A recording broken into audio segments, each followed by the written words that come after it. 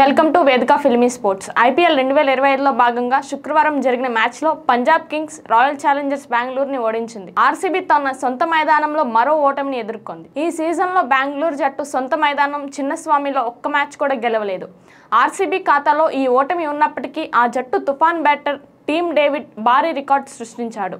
IPL 2025లో ఇప్పటి వరకు మరే ఇతరు బ్యాట్స్మెన్ సాధించలేని రికార్డ్ అతని పేరు మీద నెలకొంది. వర్షం కారణంగా మ్యాచ్ను 14 ఓవర్లకు కుదించారు. బెంగళూరులో జరిగిన ఈ మ్యాచ్లో ఆర్సీబీ జట్టు ముందుగా బ్యాటింగ్ చేసి నిర్ణీత 14 ఓవర్లలో 9 వికెట్లు కోల్పోయి 95 పరుగులు చేసింది.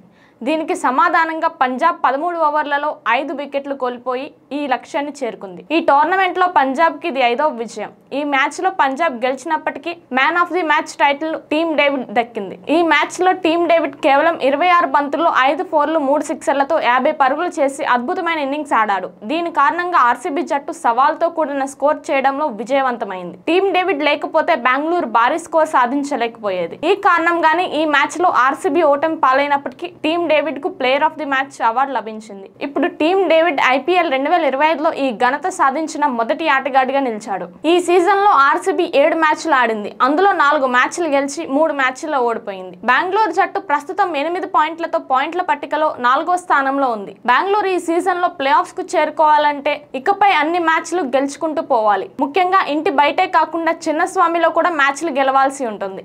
ఈ సీజన్లో తన సొంత మైదానంలో బెంగళూరు జట్టు రికార్డు చాలా పేలవగా ఉంది. ఇలాంటి మరిన్ని లేటెస్ట్ అప్డేట్స్ కోసం మన వేదిక ఫిల్మీ స్పోర్ట్స్ ని సబ్స్క్రైబ్ చేసుకోండి. Signing off రోస్లిన్.